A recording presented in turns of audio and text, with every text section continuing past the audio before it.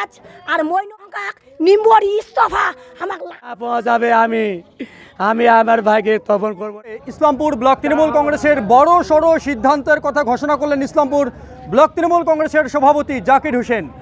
আপনারা সকলে অবগত আছেন, গতকাল ইসলামপুর ব্লকের কমলাগাঁও সুজালি গ্রাম পঞ্চায়েতের ঠিক মলানি গ্রামে একটি জমি বিবাদের ঘটনাকে কেন্দ্র করে মজিবুর রহমান নামে এক ব্যক্তির মৃত্যু হয়। সেই ঘটনাকে কেন্দ্র করে কিন্তু এলাকায় শোকের ছায়া নেমে এসেছিল এবং এলাকার মানুষের দাবি ছিল এই ঘটনার সঙ্গে জড়িত রয়েছেন কমলাগাঁও সুজালি গ্রাম পঞ্চায়েতের অঞ্চল কনভেনর মঈনুদ্দিন এবং কমলাগাঁও সুজালি গ্রাম পঞ্চায়েতের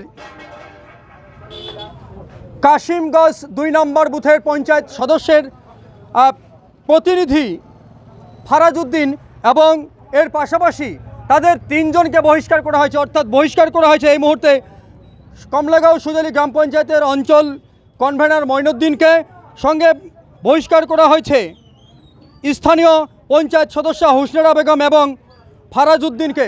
তাদের ৩ জনকে বহিষ্কার করা হয়েছে। তবে কতদিনের জন্য বহিষ্কার করা হয়েছে এই প্রশ্নের সদুত্তর ব্লক সভাপতি কিন্তু এখনও জানাননি।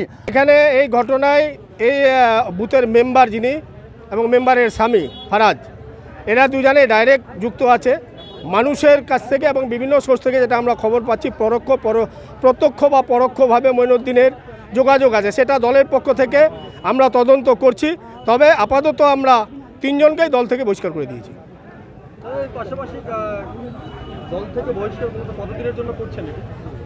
না, আমাদের তদন্ত চলছে, 3 মাস পরে আপনারা ফাইনাল পাবেন। কিন্তু ফারাজ আর এদের আজীবনের জন্য বহিষ্কার করে দিয়েছে। না, আপাতত দায়িত্ব ওকে প্রত্যেকে সরিয়ে দেওয়া হলো। পরবর্তী আমাদের অঞ্চল কমিটিকে নিয়ে বসে সিদ্ধান্ত নেব যে পরবর্তী কাকে দায়িত্ব দেওয়া যাবে। অনেকে মনে করছিলেন আমরা সিদ্ধান্ত না পেলে কবরস্থ করতে দিব না। না, দেখো, আমরা তৃণমূলের স্ট্যান্ড হচ্ছে ভেরি ক্লিয়ার। যে ঘটনা কালকে ঘটেছে তার পরিপ্রেক্ষিতে আজকে ডিসিশন হয়েছে, আজকের পর যদি কেউ কোনো দুর্ঘটনা ঘটায়, অন্যায়ভাবে কারো উপর আক্রমণ হয়, কারো বাড়ি লুট হয়, কারো বাড়ি মারপিট হয়, কাউকে রাস্তায় ধরে পিটায়, এরকম ঘটনা যদি যে কেউ ঘটাবে তাকেও দল থেকে বহিষ্কার করব। দলের স্ট্যান্ড ক্লিয়ার। আমাদের কলকাতা থেকে ডাইরেক্ট নির্দেশ দিয়ে দিয়েছে, কোনো অন্যায়ের সঙ্গে যদি কেউ যুক্ত থাকে তাকে দল থেকে বহিষ্কার করে দাও। দেখেন, 2023 নির্বাচনে, পঞ্চায়েত নির্বাচনের পরে সুজালির মানুষ যা চাইছে দলগত হিসাবে জেলা প্রেসিডেন্ট, ব্লক প্রেসিডেন্ট তা করিয়ে দিয়েছে। এর আগেও সুজালির মানুষ যখন যা ওদের দাবি ছিল, কালকের যে ঘটনা হয়েছে খুব দুঃখজনক ঘটনা। আমাদের একজন সক্রিয় কর্মী মজিবর বাবু, কালকে ওনাকে জমি বিবাদে কিছু দুষ্কৃতী ওনাকে হত্যা করেছে। এর জন্য আমরা পুলিশ প্রশাসনকে বলবো তদন্ত করে দুষ্কৃতীরা শাস্তি পাক। আমরা বাবুর ফ্যামিলির সঙ্গে আছি। আমাদের কাছে যা খবর এসেছে, সুজালির জনগণ যা চেয়েছে, সুজালির জনগণের বক্তব্য ছিল যে আমাদের তৃণমূল কংগ্রেসের যে কনভিনার মঈনুবাবু, উনি নাকি জড়িত আছে, দলগত তদন্ত চলছে। মঈনুবাবুকে আমাদের ব্লক প্রেসিডেন্ট দল থেকে বহিষ্কার করেছে। পরিবারের পাশে কিভাবে থাকছে আপনারা? আমরা পরিবারের পাশে আগেও ছিলাম, আমরা পরিবারের পাশে সবসময় থাকবো। তৃণমূল কংগ্রেসের পক্ষতে থাকবো, ব্যক্তিগত হিসাবে তৃণমূল এই পরিবারের পাশেই আছি আমরা।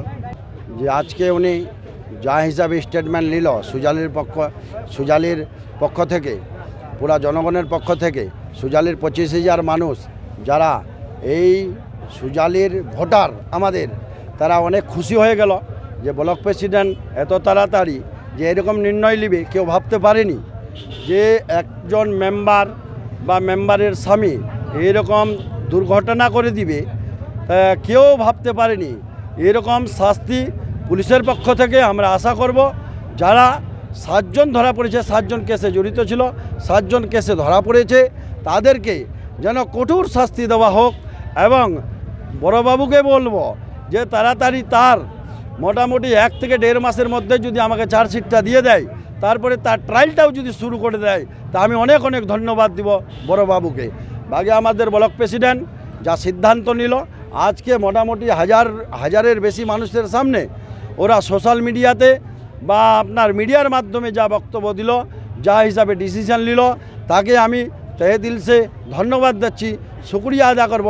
এরকম আগামী দিনেও যেন কেউ যদি পার্টির পক্ষ হয়ে এরকম নোংরা কাজ করে তাকে বহিষ্কার করুক, আমি তার সঙ্গে আছি, এতে কোনো সন্দেহ নাই। কাকে কাকে বহিষ্কার করা হলো? একটা ফরাজ, ওর স্ত্রী একজন মেম্বার ছিল, ফরাজ ওর প্রতিনিধি, আর আমাদের কনভিনার মৈনবাবু তাকে বহিষ্কার করলো পার্টি থেকে। পরিবারের পাশে আপনারা পঞ্চায়েতের পক্ষ থেকে কীভাবে আছেন? না 100% আমরা ওদের সঙ্গে আছি, আগামী দিনেও ছিলাম, এখনও থাকবো, আগামী দিনেও থাকবো। এলাকার শান্তি শৃঙ্খলা নিয়ে কি বলবেন? দেখেন এলাকা আমাদের শান্তি আছে।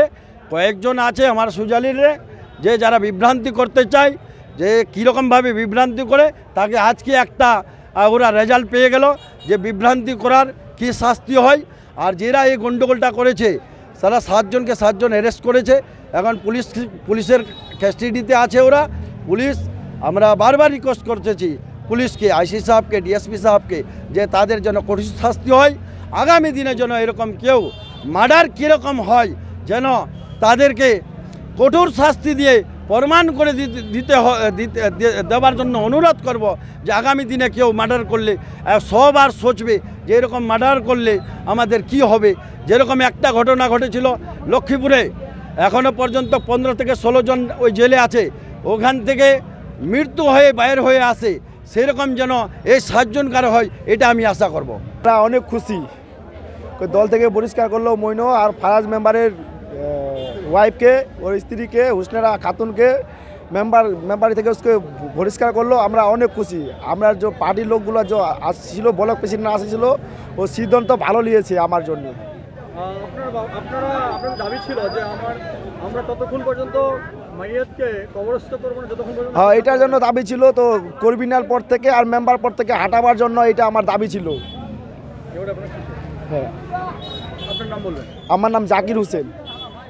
দিনের জন্য বহিষ্কার করা হয়েছে, এই প্রশ্নের সদুত্তর ব্লক সভাপতি কিন্তু এখনও জানাননি। অবশ্য সময় সাপেক্ষে আমরা জানতে পারলে আপনাদের কাছে সেই আপডেট তুলে ধরবো। সেই পরিবার কিন্তু খুশি এই মুহূর্তে ব্লক সভাপতির সিদ্ধান্তে। আমরা এতক্ষণ ছিলাম আতালডাঙ্গি থেকে, আতালডাঙ্গি যে বাজার রয়েছে সেই আতালডাঙ্গিতে।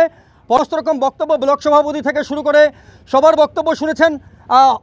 আমরা কিন্তু এই মুহূর্তে এখানে শেষ করছি, এবং পরবর্তীতে কতদিনের জন্য তাদের সাসপেন্ড করা হবে সে বিষয়টি আমরা জানতে পারলে অবশ্যই আপনাদের সামনে তুলে ধরবো। কিন্তু আপাতত তিনি জানিয়ে দিয়েছেন যাতে মাইয়াতকে কোনোরকমভাবে কষ্ট দেওয়া না হয়, কবরস্থ করা হয়, এ বিষয়ে তিনি কিন্তু অবগত করেছেন প্রত্যেককে। শেষ করছি, সকলেই ভালো থাকবেন, সুস্থ থাকবেন, ধন্যবাদ।